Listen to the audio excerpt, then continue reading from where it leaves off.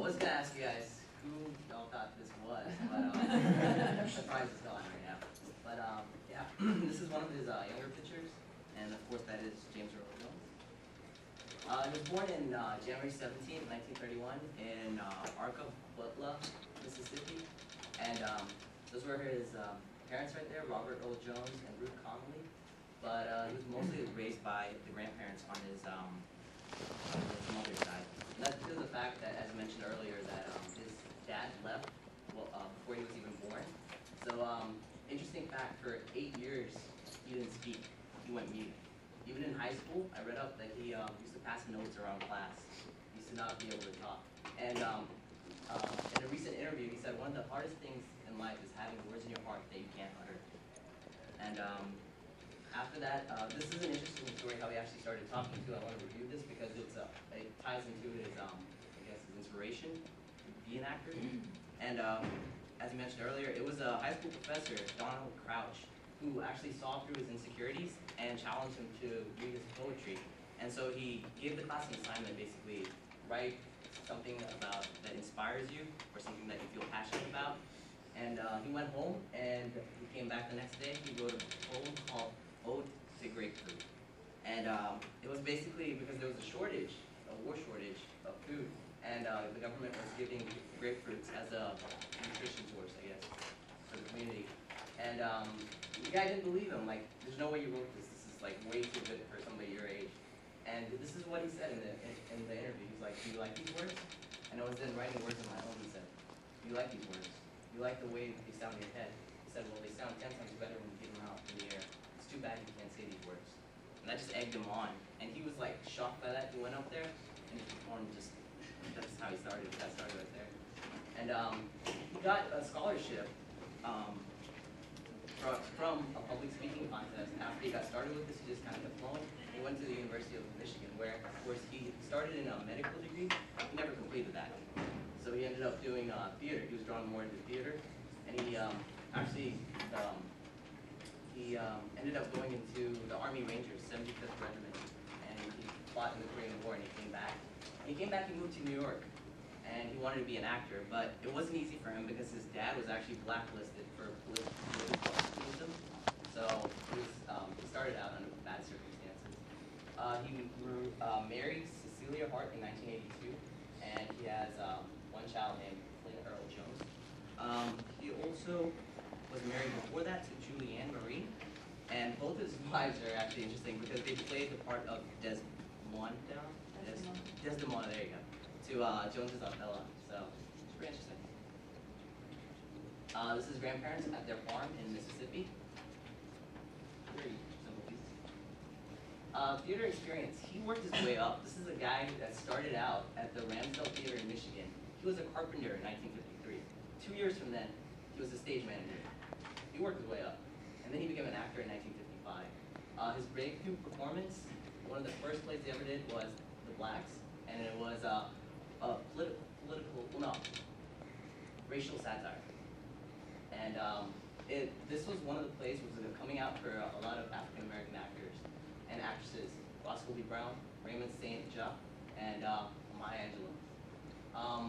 After that, these are just major theater plays that he's done. It's also Moon on a Rainbow Shawl, 1962, multiple awards. Clandestine on the Morning Line. He started getting these awards that were called Obies, and he got an Obie for Best Actor for that. And then he did Shakespeare's Othello, and he got 2 more Obies along with Fall.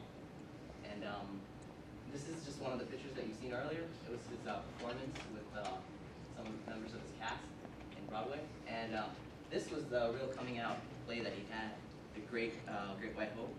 And it was basically where he played that boxer that was fighting basically against adversity. He was alienated, and he kind of had to, I guess, just prove to everybody that he could do it. And the guy that he played the boxer whose name was Jack Jefferson, but it was based on the real life story of a guy named Jack Johnson. So not too long. The New York Times, I found this quote when I was researching it. It says, Mr. Jones is forced to play his character as a blustery but affectionate fellow whose vulgarity masked a good heart. And the play that he was critiqued on was Yet Another Life for a Cat. Acting experience. diverse filmography, starting in over 50 movies, so just jump ahead right here. I think a screenshot off of Wikipedia of all the movies, the compilation. And you can see this goes only until 2006. It goes till about like down here for 2009, till present basically. And I mean, guy's been around, so back to this. His debut performance was Dr. Strangelove. Very interesting movie because he played a B-52 pilot who was sent by a rogue general to bomb. It was Cold War times, so to bomb the Soviet Union. And like everybody, it's a comedy, so they're all trying to get him back and all that. You know, it's like a false mission. It's not really supposed to happen, so it's pretty interesting. And I've watched these movies, the Tom Clancy novels, The Hunt for Red October, very good movie. He played, I believe, a CIA agent. Patriot Games and Clear and Present Danger, good movies as well. One of his favorite roles in an interview, he said, was playing a South African minister in Cry the Beloved Country. And as he mentioned earlier, King Mufasa, King Mufasa and the Lion King, and Darth Vader in Star Wars. And this. Television experience, he's been in movies since 1960. And, been on TV since 1960. And these are his major, acting experiences in television that he's proud of. He's played the part of a writer named Alex Haley in Roots 2, and he won an Emmy for Best Actor in this film called Gabriel's Fire. And of course, if any of y'all have cable, if you watch CNN, you've heard him come on with this scene. Regression in theater of late, he's some of the plays that he's noted for: Mice and Men, Master Harold and the Boys, Shakespeare's King Lear and Othello. He also acted in Midsummer Night's Dream and played Claudius Don Hamlet. He won a Tony Award for the drama Fences.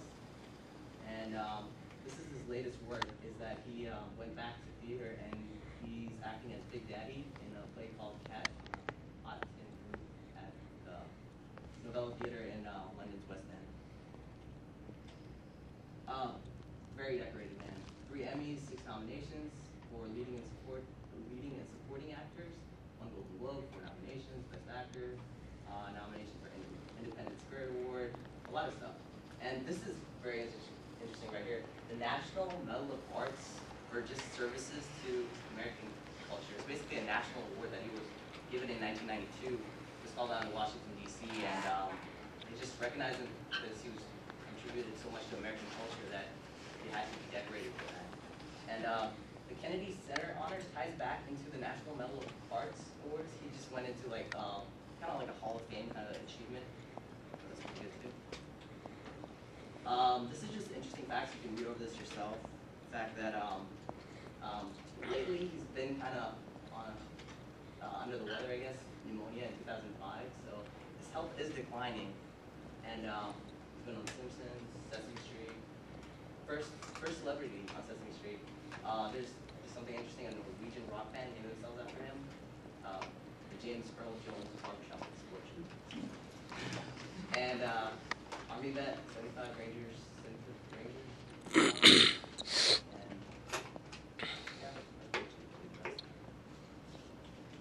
And these are my discussion questions. Is that time? Okay.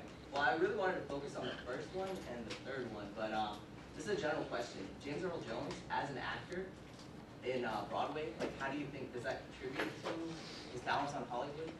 Or does it, like, do you think being a Broadway actor makes you a better Hollywood actor, or the other way around? Because, I don't know, that's just an open question I'm throwing out there. I believe that it would be beneficial to have started in Broadway and then continue on into acting in movies, because it gives you the experience, the comfort level, you can perform in front of a large crowd, a live audience, Exactly. so you can perform in front of the camera. So I would think that it would be beneficial. Yeah, and that's just a general trend I want people to recognize with like theater actors who are also in Hollywood, but you know they're better suited to perform in Hollywood. Like they have this skill, like if they can perform improv and just kind of go with it.